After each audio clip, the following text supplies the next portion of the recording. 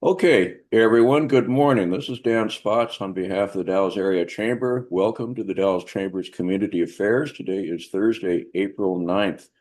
Our guest this morning, Mayor Rich Mays, City of the Dalles, with updates on everything going around town. Before we go into that, I'm going to do some round the table updates, ask people to tell us what's going on for the good of the order, and then we'll turn it over to Rich. If you would hold your questions until the end of Rich's presentation, then we'll jump into that, and also feel free to put those in the chat box. I'll keep an eye on the chat box. Finally, put your contact information, any special events that you have going on in the chat box, so we have that recording as well. And with that, I'm going to turn this over upper left-hand corner, Trish Neal. Tell us what's going on, Trish. Good morning. I'm Trish Neal with Legal Shield, longtime chamber member. And we offer affordable employee benefits at no cost to the employer. And I'll put my information in there and a link to the original Wasco County Courthouse newsletter. Thank you for doing that, Trish. Mr. Bill Lennox.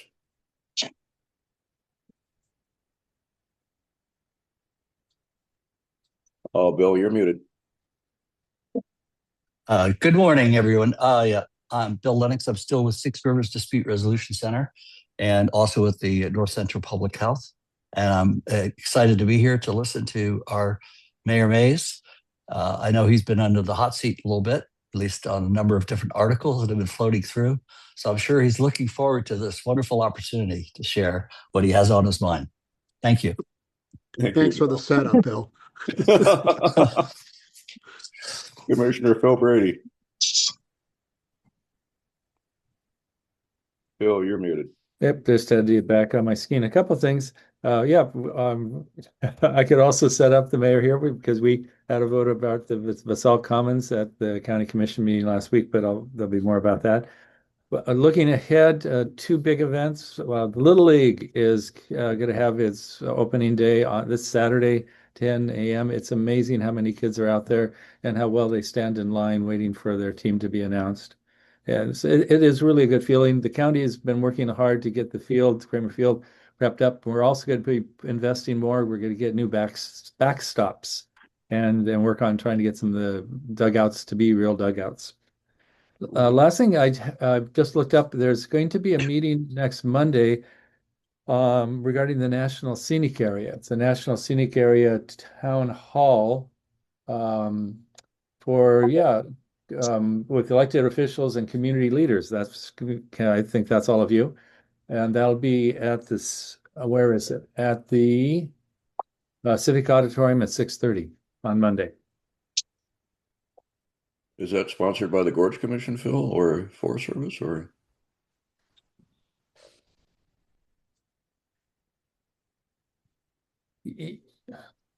Good question. Where's this coming from? We can check Yeah, that. it's organized by Scenic Area residents. Kate Bertash from Underwood. Yeah, so it's not an official one. That's interesting. Phil, Sure. I can just share a little bit about those. Kate Bertash, she does a lot of information sharing about different things that are happening throughout the gorge. She she has two newsletters that she sends out, and this will be, I believe, the third meeting. She's held one in Skamania County, one in Klickitat County. I did attend the one in Skamania County, and it was very well attended. It's meant to be a place where residents can speak and share with each other, and the Gorge Commission is invited to attend. I don't know if they will or not. Leslie, could you put a link to that newsletter? I'm not familiar with that at all. It sounds like something we should be tracking. Yeah, Dan, I'll probably have to email that to you. I found it on Facebook, but I will email that to you.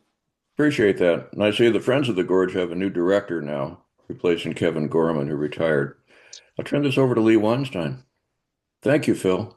Oh, Phil, did I cut you off? Any other information from the Other thing is, this is also maybe stepping on Leslie's toes, that Team Rubicon is in town this week and they're cutting down trees out in Rowena. They're staying at the Gloria Center.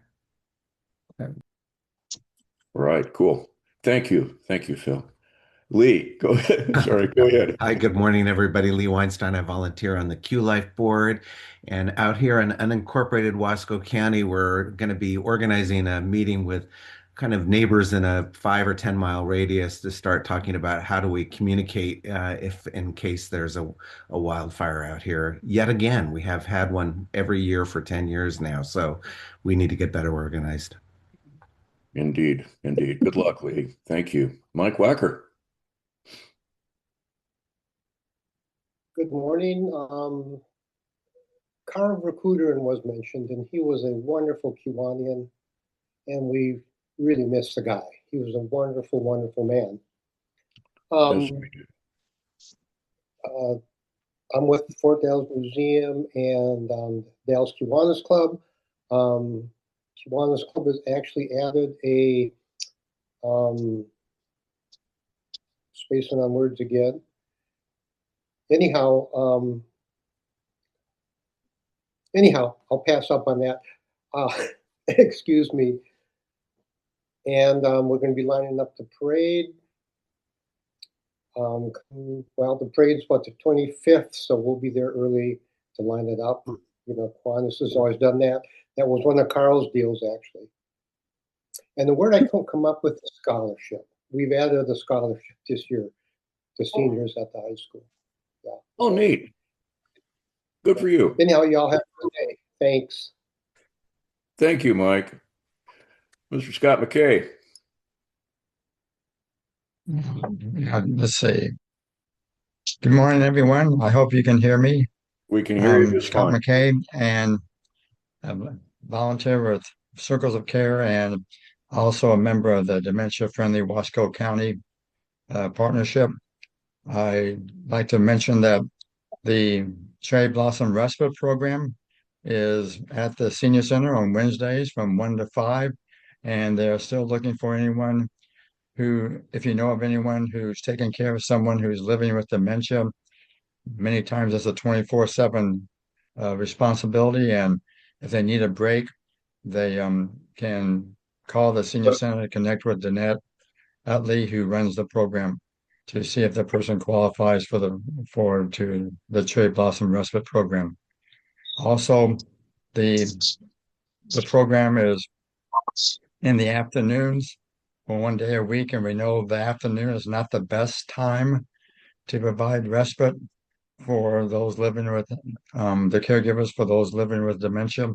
And we're looking at some other possibilities to where we can relocate and actually have the program in the mornings, which would be a better time, plus maybe more than 1 day a week. So just like to report. And the last thing is that I got back from South San Francisco to see my new grandchild. And I've learned that it seems like it's much more complicated these days raising a baby, trying to take care of the baby with tummy time and, crying and all that. It seemed like it was much simpler when we were raising my son, 47 years ago. So it's an interesting process. So thank you. And congratulations, Scott. Misa Olson. Good morning. I'm Misa Olson with Vocational Rehabilitation. I'm a workforce and business coordinator with them. So I assist businesses with connecting with our individual, pipeline of talent, and I can help with any disability related questions. I don't have any updates for VR, but if anybody is familiar with WOTC, the Work Opportunity Tax Credit, it was in the news that it hadn't gotten re-upped for this year, but there is legislation that has been proposed to extend it to 2030. So our advisement to employers is to continue to do the paperwork for WOTC, and it will retroactively be honored. So. Misa, you raise a good point about legislation in general. That's one of the roles of this group, Community Affairs, formerly Governmental Affairs, but that governmental aspect is still there. So as any of us have legislative priorities to bring forward, it's a good forum to do it. Thank you. Corliss Marsh. Morning, everyone. Corliss Marsh here. I'm with Habitat for Humanity and the library, the Senior Center, and the College Board. I just want to bring up that the Cherry Festival Quilt Show is happening, and it's coming Saturday, April 25th. And it's for a benefit for St. Peter's Landmark, and it's a way for people to get into St. Peter's Landmark to see our quilt show. And we are accepting quilts. We're featuring a quilt that came over the Oregon Trail. That's our feature quilt. Wow. And then we also have a raffle quilt. It's on display at Lines of Design. And that's Louisa's shop. It's on 2nd Street. And we are bringing in fabric. She's starting a fabric store with Joanne leaving. You left the gap. So we're starting a fabric store. So that's it for me. I'm going to pass that along to Michelle Corliss. That's good to know. Thank you. Philip Mosher. And Philip, I see you're putting some events in chat box. Thank you. Yes, I am. Good morning, Philip Mosher with Sotheby's International Realty. And yeah, I'm gonna put have already put a couple events in the chat box. I won't go through the details now to save time. So that's it for me. Thank you. All right. Thank you very much, Philip. Linda Kentrop. Good morning. Yes, I'm Linda Kentrop, and I'd like to report that the tax aid group, which is part of the American Association of Retired Persons, which has been operating out of the Senior Center for the last couple of months, is having its last weekend of helping people prepare their tax returns. And we will have finished 415 taxes and brought hundreds of thousands of dollars home to people in the Gorge area. That's all. Good work. Good work. Thank you, Linda. Julie Reynolds. I am Julie Reynolds, Fort Dalles Museum Commission, and also Historic St. Paul's Chapel at 5th and Union. And what's going on there right now is we're submitting a grant proposal to renovate the bell tower. It's the whole building is looking kind of shabby, and we need to try to get it painted to preserve it. And SHPO, the State Historic Preservation Organization, has said that our project looks like a pretty good one. So we get to get some estimates and submit the grant proposal. Julie, do you need letters of support on that? Quite possibly, and I better get on that. Thanks. And who would you suggest? Oh, cities, counties, anyone around, anybody, all the people on those calls. Sure. The Historic Landmarks Commission too will do one. Yeah, thanks. Good, good. All right. Good luck, Julie. Good luck. Tanya Brumley. Thanks, Dan. Good morning. So Tanya Brumley with Northwest Natural. Just a couple of quick notes. We're one of the businesses located out of the port. Rich may be bringing this up too, but traffic directions out there is a little bit crazy and hectic and changing continuously. But did have a lovely dinner last night at Bargeway Pub. I just highly, highly suggest and encourage everyone to support them. It's a struggle. So hopefully the city can keep Weber open as long as possible heading into the port. People can find their way out, but sometimes getting in is a challenge if you're not used to, the old, the fish bridge option on River Road. So that's one note. On a positive note, United Way, who I'm on the board with, has finished allocations a month ago. We had asked throughout the gorge of $500,000, over $500,000 in requests. And so we do a lot of fundraising, and our fundraising this year is at Bargeway the last Friday in June. So we are concerned about that because of the traffic issues and the port construction. So we just, again, encourage people, please help everyone get out to the Bargeway and know the best route. And then on a positive note, we're also, if you're on River Trailway, the new section of the port out there by Google number 2, I think it is, and the vet's office, our business center is coming along. That construction site is ours. And it's coming into shape, and hopefully by fall we'll be there. And then by next spring, we'll have some sort of open house we can invite everyone to attend. Tanya, I admit I was not aware of the connection with that project. That's great to know. Thank you. Yeah. Pamela Westland. Oh, Pamela, you're muted. There we go. Can you hear me now? Yes, just fine. Great. Well, just real quick, I stepped back on the Art Center board, and we've done a lot of board recruiting. I'm pleased to say that we have 4 new board members, bringing our total to 9 now. So our board is ready to start learning and working in the community. The garden party, the annual event, will be held the evening of the 23rd of April. And the Art Center has some exciting new community art projects to start this year as well. So I thank all who have participated in getting that up and running, including the community college. Fantastic. Thank you. You're welcome. And with Cherry Festival coming up in just a couple of weeks, opportunity to stop by the Art Center. I know some of the activities are going to be taking place nearby. Yes. Good to know. We'll see you all there. Thank you, Pamela. Leslie Naramura. Leslie, are you there? No. Yes, Oh, yes, there we sorry. go. Oh, it's okay. It's hard to find the buttons on the phone. Good morning, everyone. I'm Leslie Naramore. I'm the Executive Director of Mid-Columbia Community Action Council.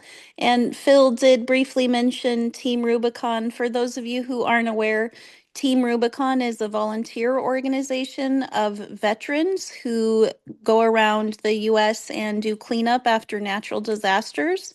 So they are here this week. They've been doing working with hazardous trees in the Rowena area.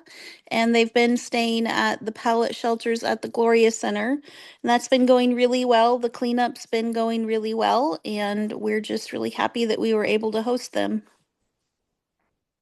Good to know. Thank you, Leslie. Jacob Anderson, looks like you're reporting from on site somewhere. I am. Good morning, everyone. This is Jake Anderson, Economic Development Officer with the City of the Dalles. I'm out here at the airport doing an early morning check-in on our 2 projects we have going. We've got a power sewer line that's going to our new T hangers. There's both a public T hanger project with 20 T hangers that's just about to get started behind me. They're getting done with the dirt work and going to start doing the foundation here shortly. And then we've got another project that's bringing power to the 18 T hangers that were just completed. So we've got 2 projects going right next to each other. So I was out here checking it out. I won't talk about anything else because Rich is going to cover it all. Thank you all. Thank you, Jacob. Great to see the progress at the airport. Mr. Brian Tuck. Sorry, running around here watching kids here. Brian Tuck, retired. Scott, good luck as you learn how to be a grandpa, changing diapers and stuff. It's a great job. Take care. And Liz Wilbur. Good morning, everybody. Liz Wilbur with Columbia Cascade Housing Corporation. I'm the Housing Resource Manager there. We still have all of our programs, fire education, financial literacy education. We do have some down payment assistance, especially for veterans. I still have about $270,000 available in veterans down payment assistance. We also have some down payment assistance available in the city of Hood River and a little bit left for the county of Hood River. We offer foreclosure avoidance counseling, and we also offer a variety of home repair programs. So I have put my contact information in the chat. Thank you. All right, Liz, thank you for joining us this morning. That's great. With that, I'm going to turn this over. I don't think I missed anybody. I'm going to turn this over to our guest this morning, Mayor Rich Mays. Rich, I know it's really slow in the Dalles right now, so there's probably not too much to report, but give it a try. All right, I'll give it a shot. Yeah. I'm going to be talking about 2 main subjects. One is the strategic plan the city just adopted. That strategic plan really has either a direct or indirect connection with just about every issue facing the city. And the other issue I'm going to talk about is that issue, which is, as Bill Lennox referred to, putting the city in general on the hot seat, and me in particular probably, and that's the Google situation with the water. And I'll be commenting on that as well. And I hope I can get through it quick enough that we can open it up for questions for at least 10 or 15 minutes. So with that, our strategic plan is a 3-year strategic plan. It has very clear goals and measurable metrics to help the city prioritize work in alignment with what our community feels is our needs and vision for the next 3 years. We based that strategic plan on a community survey that we did in last fall.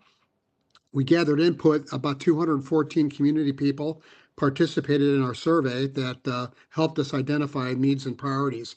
We also did extensive outreach interviews with community leaders, and in particular the city council, the staff at the city. And we also culminated that all with a retreat back in November, where at the Readiness Center, where we all sat down and discussed the strategic plan and the goals for the next 3 years. We adopted the plan in February, so it's very recent. And we identified key themes, and we also identified goal areas. But the key themes we identified were, first of all, the one that was mentioned the most in the surveys from the citizens was housing and homelessness, and that was the most frequently mentioned issue. Affordable housing was one issue, of course, related to that particular theme, and also supportive services for people that are experiencing homelessness, and looking towards a balanced approach that combines compassion for people that are homeless with safety and also code enforcement. A second theme out of 6 is infrastructure and public works, maintaining and modernizing basic infrastructure. Obviously, we all know, water, sewer, roads, that kind of thing, and hopefully taking care of what we have before we launch any major new projects. The third was, even though the city doesn't have a direct relationship with the schools, we've continued over my tenure as mayor, which is going on 7.5 years now, to identify schools as being a big need in this community, specifically new schools. And I'm glad Jake is here, because I've always said that improving our schools, especially the physical part of the equation, has a direct relationship to economic development in the city. And I think, but for the schools, I think we could really be taking off.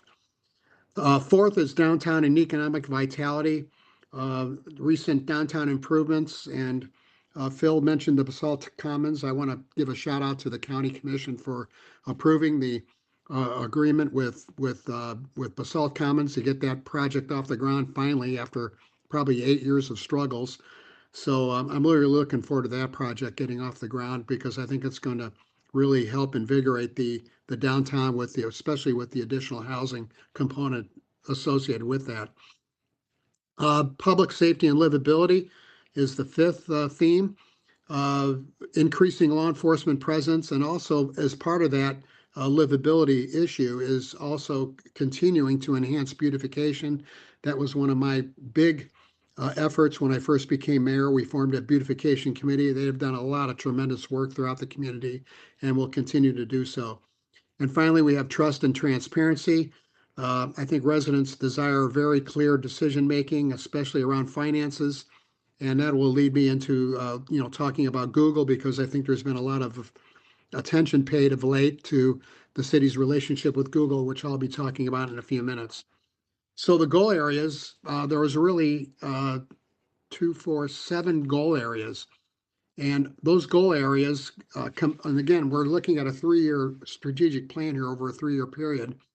These 7 goal areas, which I'll go through very quickly, include 126 action items over that 3-year period. The first goal area is public relations. I think this is something that has been lacking in the city for several years. And with the leadership of our city manager, Matthew Klebs, and our PIO, Amy L., I think we made a lot of progress in, at least recently, especially in helping come up with a communications plan for the community. And I think, again, the Google situation is indicative of the efforts we've made of late in trying to get the word out on what's going on with that particular issue and other things that are going on with the city. And as Dan said, there's a lot going on right now. Public relations, public engagement, and customer service is a big key area for our strategic plan over the next 3 years.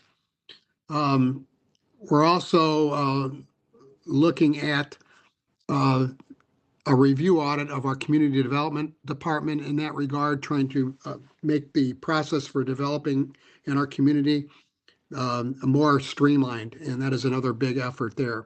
The second goal area is public infrastructure. Our water master plan was adopted last fall. That has had a big, identified three big areas that need to be improved over the next, say, 20 years. One is the replacement of the Wicks water plant, which is 7.5 miles southwest of the city in the watershed.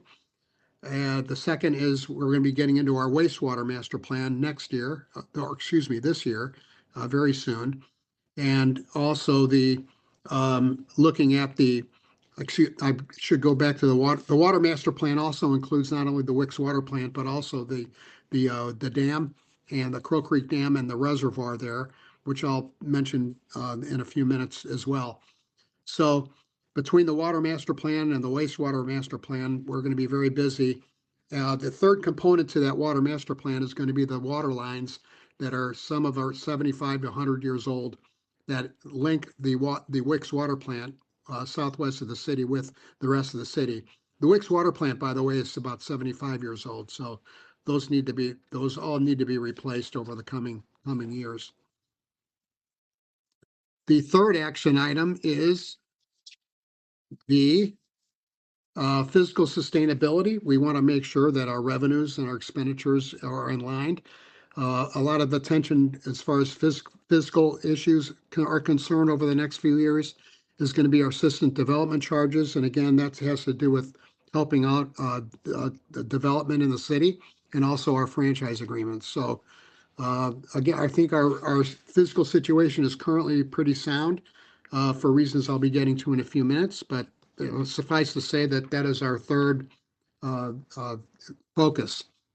Fourth is a safe and thriving community, which has a lot to do with our police department. After many years of struggling, our police department is finally at full staff, and we're very happy about that. A thriving community also includes the Federal Street Plaza, which is currently under construction, the First Street project, currently under construction, the aforementioned Basalt Commons, which will be coming, and then after the first two projects are complete, I hope we're going to be getting to the Tony's lot, which has been sat vacant for the past 7 years. And I'm looking forward to getting that project at the corner of Federal and Second Street underway as soon as the Federal Street Plaza and the First Street projects are finished. Housing production and affordability. One of the focuses there is going to be an effort our continued effort is to expand our urban growth boundary. We've been kind of stymied by that in the past. The Gorge Commission has not been what we would perceive to be very cooperative with us to try to expand our urban growth boundary into the scenic area. So that'll be a focus, a continued focus there to try to get more housing production by expanding our urban growth boundary. We're hoping we'll be able to do that.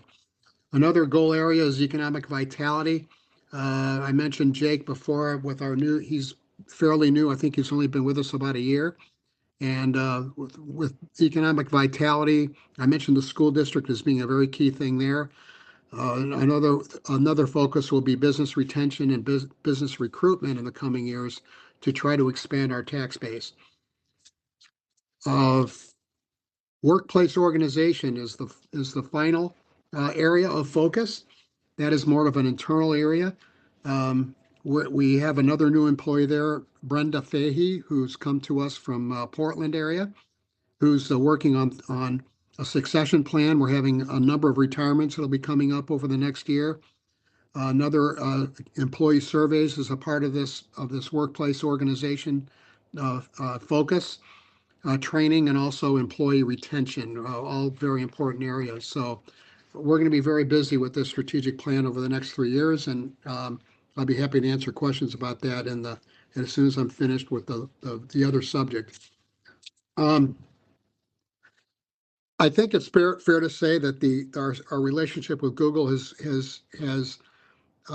received a lot of scrutiny of late. It's interesting that our last agreement with Google was consummated almost 4 years ago, and it really went through the two agreements that we have with Google in 2021 and 2 didn't receive a whole lot of public scrutiny, and here it is 4 years later where now it is.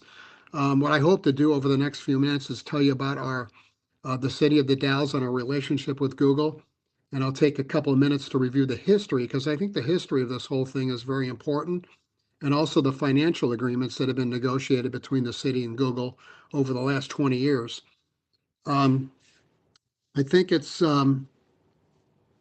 also, I'll be stressing the financial arrangements. I'm not an expert on the water supply. It's very complicated and has been, as I said, the subject of a lot of scrutiny lately. But I will tell you that I do have a lot of confidence in our retired Public Works Director, Dave Anderson, who's the architect of the city's water master plan that I alluded to, that we just passed last year. And as far as the water situation goes too, I would like to direct you to the city's website that goes into a little more detail on that. I will be talking about it a little bit at the end of what I talk a little bit about the history and the financial arrangement. To understand our relationship with Google, you really have to go back, I think, to the late 1950s when the Harvey aluminum plant first opened in the Dalles. And when Harvey opened in 1958, this began a 42-year history with our community that brought at its peak about 500 jobs, good paying jobs, and a substantial tax base for our community. In 1970, Harvey sold out to Martin Marietta, and then Martin Marietta sold out to Northwest Aluminum in 1987. And that relationship between the community and the aluminum plant ended pretty much with the closure of Northwest Aluminum in the year 2000. Needless to say, in the year 2000, our community was devastated with that closure. It was desperate for the jobs and the tax base that were lost as we entered into the 21st century.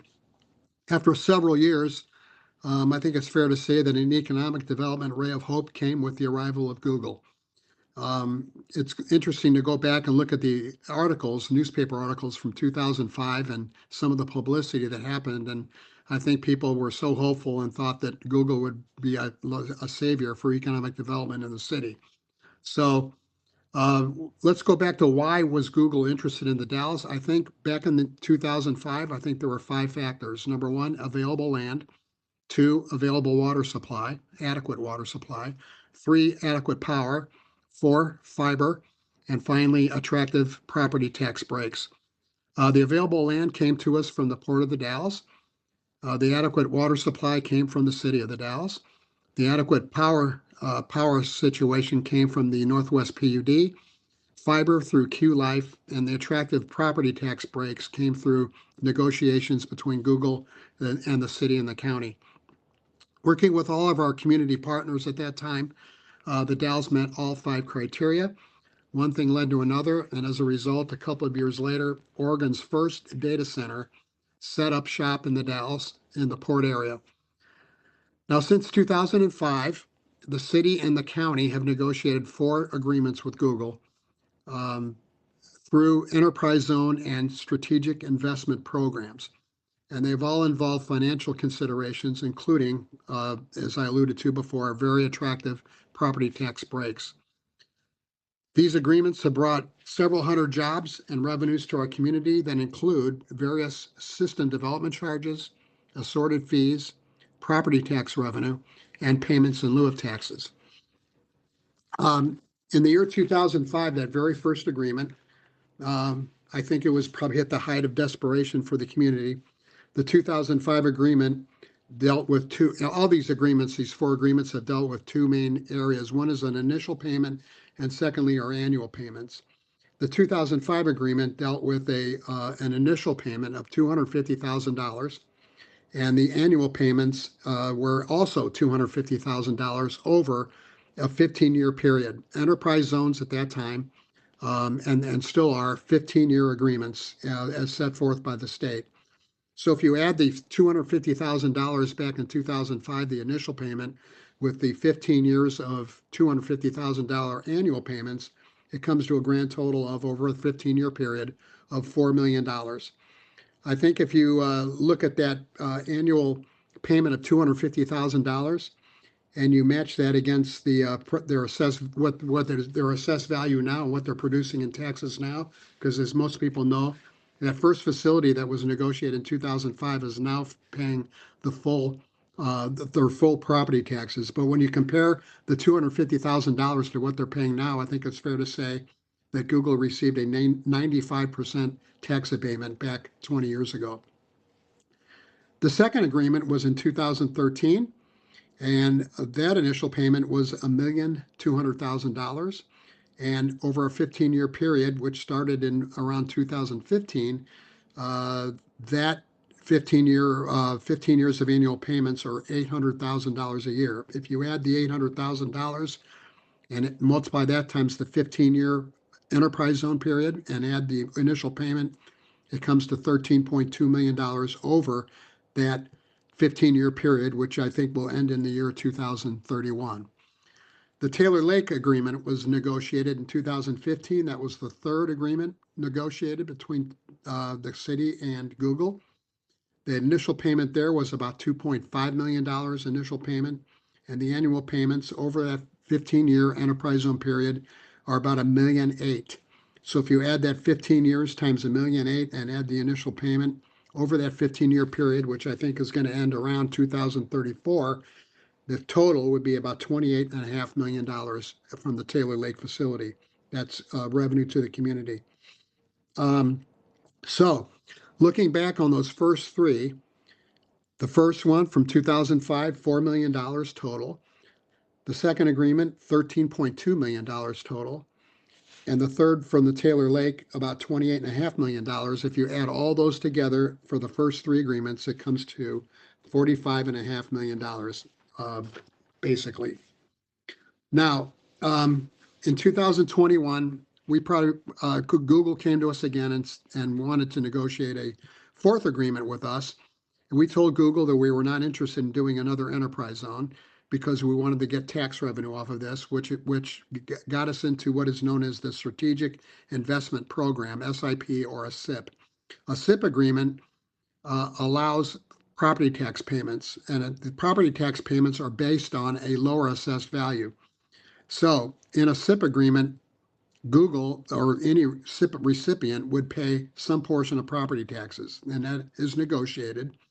And they also pay other assorted fees and charges that are part of that. The agreement that was negotiated in 2021, the fourth one, is also just like an enterprise zone. A SIP is a 15-year deal, and it called for either one or two data centers. And we figured out early that the economies of scale that go with construction and other things like that Google would probably build two data centers as opposed to just one. So the agreement calls for a limit of two. And as we know what's going on over there right now, two data centers are in fact being constructed. Again, each of these data centers will pay a SIP agreement negotiated over that 15-year period. And as a result of what we negotiated back in 2021, they're going to be paying the equivalent of 50% of their property taxes on the first data center. And on the second data center that is being built, they will pay the equivalent of 60% of their property taxes, or a 40% abatement. So I think if you look at the financial arrangement we had negotiated 4 or 5 years ago, or 4 years ago, the initial payment is $3 million. We expected, this is 4 years ago, we expected property taxes to come into our community based on these two to be around $17 million on both of those, each of those data centers. The what we call the community service fee will come in at around almost $25 million over 15 years. And then another payment, which we refer to as a gap payment, will come in at $12.5 million on the first data center and about $24 million on the second data center. And the reason that's different is because of the difference between the 50% taxes being paid and the 60% taxes being paid. So if you add all that together, looking back over 4 or 5 years ago, the total that we expected at that time, and I think I might have mentioned that same figure when I spoke before this group several years ago, it would be about almost $126 million over that 15-year period. So if you look at just the first data center, which we expected to be around 57 million. That alone, the revenues we expected to get off of that 4 or 5 years ago, the first data center alone exceeded the revenues that we have gotten over the first 3 agreements just by one data center, just by itself. So, as those revenues have come in, obviously they're being dedicated toward the community, and I can get into more detail, I guess. Let's see, what time is it? I'm trying to wrap this up. I'll get into more details about where that money has gone if anybody's interested. So now the water situation is, again, I'd like to refer to our website. Let's just say that we'd like to follow through on the plans that were developed in the 1990s to expand our reservoir. The 1990s obviously was well before Google ever came here or ever even thought about Google. And the idea there is to expand our reservoir sometime in the future on land that we want to own, as opposed to land that is owned by the Forest Service. We think that we can control it better. We need to make millions of dollars improvements up in the watershed, the reservoir being a key part of that. And we'd like to have those improvements made and administered on land that we own, as opposed to the Forest Service. I might add that the Forest Service has also been a supporter of us acquiring the land that we need to expand our reservoir. We were looking to acquire about 150 acres of forest land in order to expand our reservoir. Again, this has been planned since the 1990s. And Congressman Cliff Bentz offered to introduce a bill in Congress to allow us to acquire that 150 acres from the Forest Service. He entered that bill. It's been almost, I'd say, 9 months. I went to Washington, D.C. in April, a year ago, to testify. I sensed at that time, talking with Democrats and Republicans, that there was a lot of bipartisan support for us acquiring that 150 acres. It since has, because of some articles that have come out based on what I feel have been some inaccuracies, to say the least, this issue of us acquiring this acreage has reached a real block, and I think it is passed the House and now it is in the Senate. And I think two keys to having it pass the Senate are 2 senators, Senator Merkley and Senator Wyden. So we're hopeful that our 2 senators will support the idea of acquiring that 150 acres in what is a land exchange. And again, Google had nothing to do with trying to get that property for us with expanding our reservoir. And I would just like to say, hopefully in closing, and I can open it up for questions, that I think one of the issues with this House bill has been the issue of trust and transparency. The agreement with Google from 2021 called for the Google to use a certain amount of water, and the number of gallons that they were using is part of that agreement, that 2021 agreement. 3 years ago, that we got into a dispute with the Oregonian newspaper because those volumes of water use by Google were redacted out of the agreement out of respect for Google's request not to divulge what they considered a trade secret. The Oregonian, one of those numbers released. We fought that. We eventually did settle. Most of those numbers have been released. And in retrospect, I personally asked myself the question as to whether that was the right decision. I think at the time, and I certainly don't regret supporting our community partner in Google. I don't regret doing that, but I look back on that 3 years ago, and I think that lack of perceived transparency, and it really was a lack of transparency, has come back to really haunt us in trying to get this bill passed, because people look at what happened 3 years ago and the city worked with Google and they hid the numbers. So why should we trust them to do what's right as far as the land exchange goes? So I think it's been an unfortunate byproduct of our quest to get free of charge that 150 acres up in the watershed. I will also say that over the years, Google has made many contributions to this community, financial and otherwise. The water improvements that they have made have helped the city's entire water system. There have been $28 million worth of infrastructure improvements in the port area that are obviously going to benefit Google, but also benefit the rest of the city. And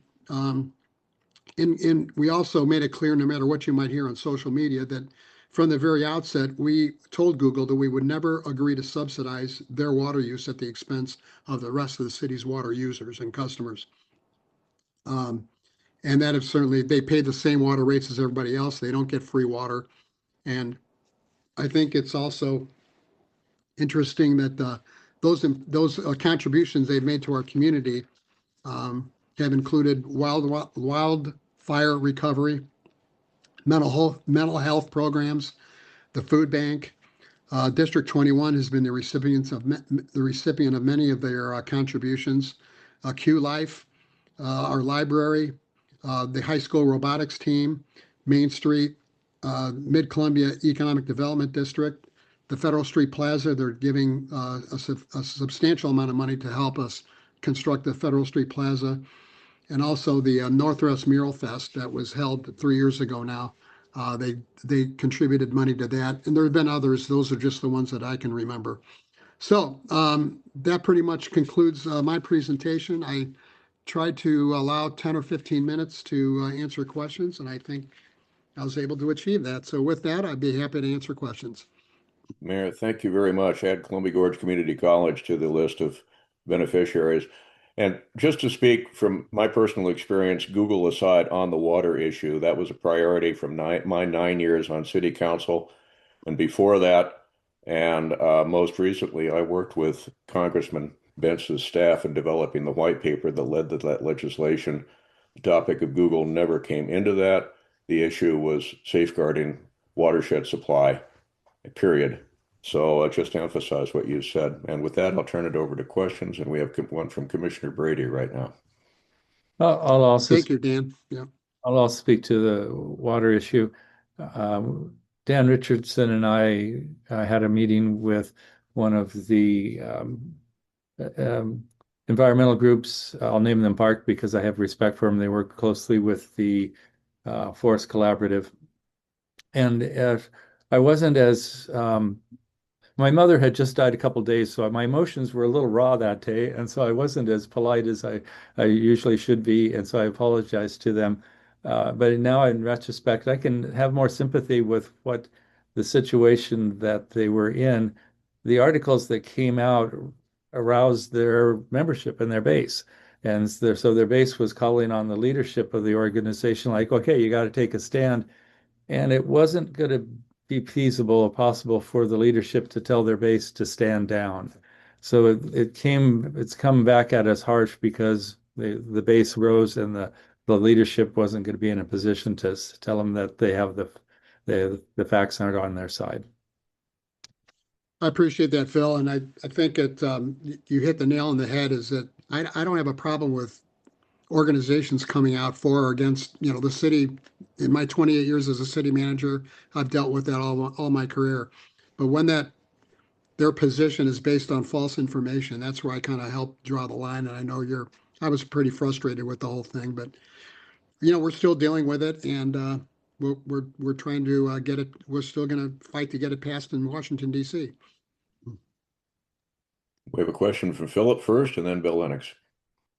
Thank you. I have a related question. It's more of a clarification, really. I heard the other day, and I forget where, that the water Google uses is not river water, but reservoir water. Is that true? Yeah, we don't use Columbia River water. We use 80% of our water comes from the aforementioned watershed. 80% of our water comes from up there, surface water. The Dog River Pipeline, which was completed a year ago, maybe, or 18 months ago, is part of that. But no, we do not use water from the Columbia River we discharge water into the Columbia River, but we don't use the water. And when you say we, you mean you include Google in that? Oh, yeah, with city water. They use city Yeah. water, so yeah. Okay. And And so then my follow-up question to that is why has Google been interested and why have all these developments been done right on the riverfront, prime real estate for the city? I always assumed that it was because they needed to be close to the river for the water, but if that's not the case, well, it could be a power situation. I don't know what would go into their decision making on that, but power is a big part of what they're getting, and they're paying. By the way, they're paying the same power rates for electricity that all the other PUD customers are paying as well. But I think it has to do with the power supply, is more than the water. I think perhaps also from a port perspective, not to speak on behalf of the port, but just historically, that was the former site of Mountain Fir Lumber and also, of course, the aluminum plant.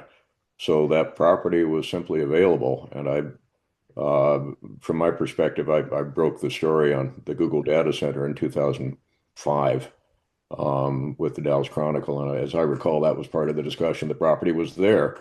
And that's where the port went with it. Bill and then Phil. Bill Lennox. Yeah, hi. I kind of remember back in the day when Google first came to town, and I remember the excitement that everybody was interested in. And I think everybody sort of was in stride with supporting many of the opportunities and the tax breaks.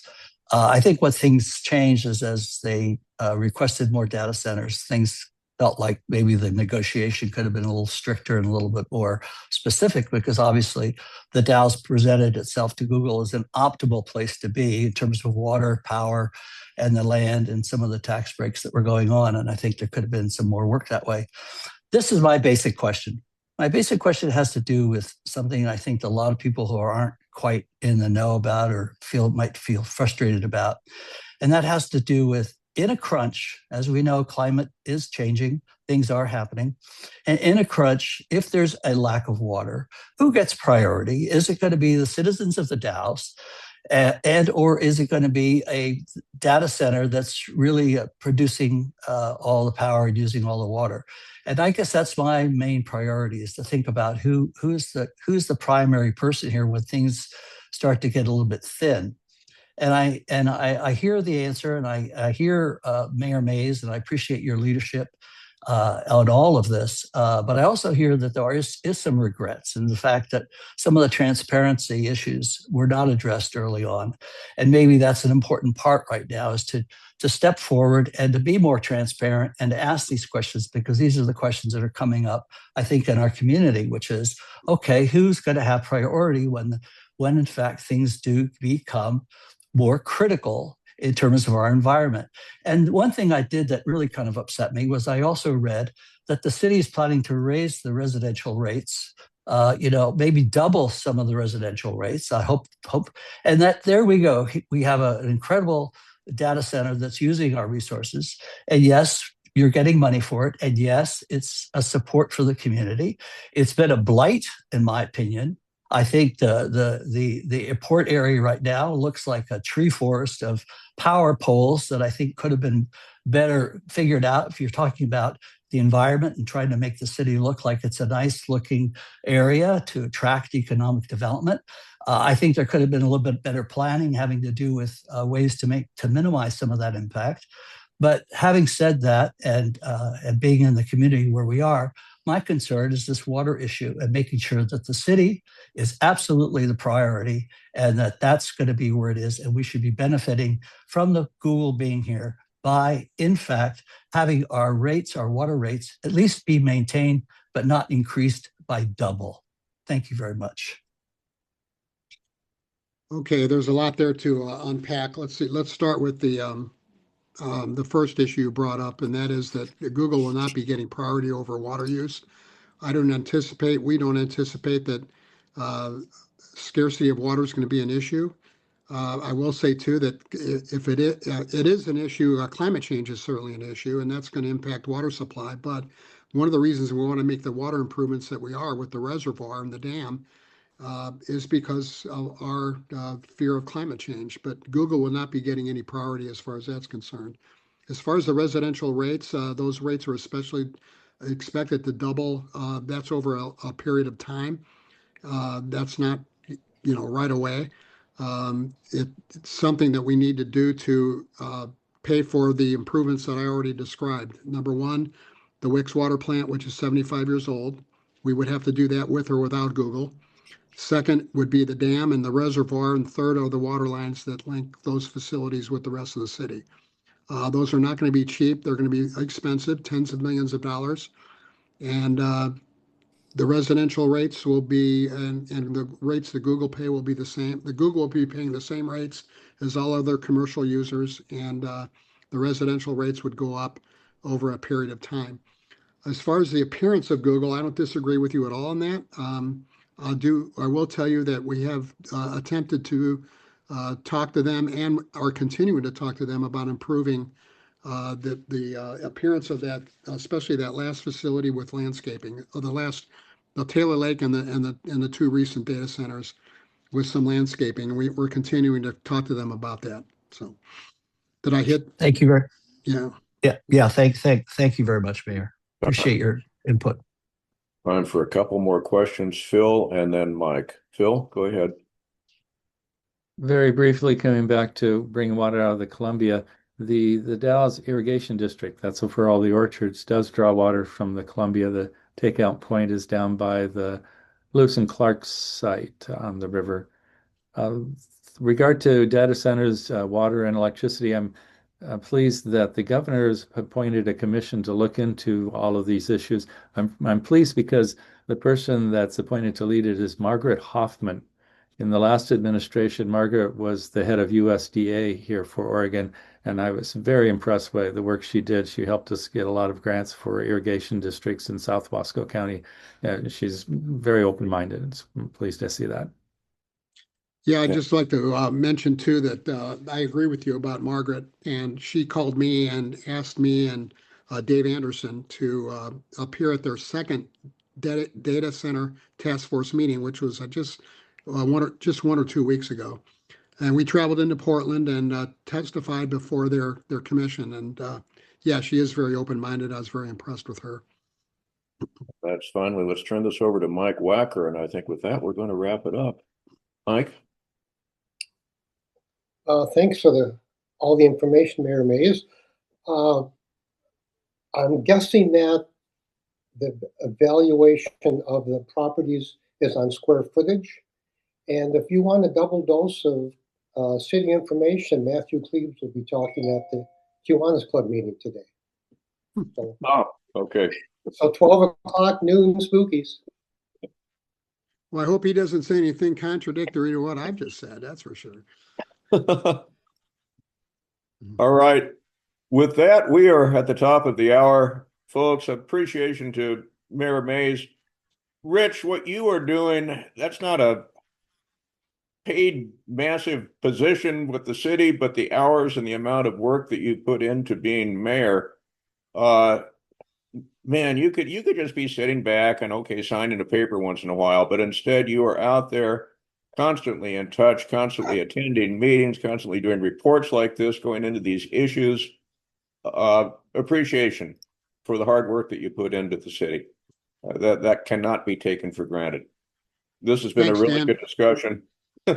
These are tough issues, complex issues, and we're looking at legacies that have been built up through multiple city administrations going back 3, 4, 5, 6 mayors. So anyway, appreciation to all of you for your time this morning. Again, we have an open slot next week, so let me know. Any ideas come to mind. With that, enjoy the rest of the week. Have a good weekend. Dan, real quick, I just want to, we went up to right up here to 8 o'clock, and if anybody has any other questions they didn't get answered, please contact me. I'd be happy to do that. And if you're really hard up for a program next week, if you want me to continue to answer more questions, hopefully you can get another program, but if you're in a bind, let me know. Rich, the thought crossed my mind. These are complex. So, I'll leave it to the group that's on the call right now. Would we be interested in taking him up on that? Yeah, okay. I think it's a good idea. Yeah, Okay. agreed. Rich, if you're up for it, I'll Hang on talk a to second. Lisa. Let I me, want to circle back and be sure we don't have anybody. Last time I checked late yesterday, we did not. So yeah, that's the 16th. I can do it. I just, I'd like, some more softballs thrown my way instead of these harder questions. let's talk about Federal Street Good Plaza luck. and the vision for that, Mike. But we covered it a little while ago. I think Jake was on the call with that one. But there's some softball we could throw at you too. All right. Let's look at that for next Thursday. I'll catch up with Lisa first to confirm. All right, everyone. Thank you very much. Thank And you. Rich, Thank you. thank you for that. Okay. Bye now.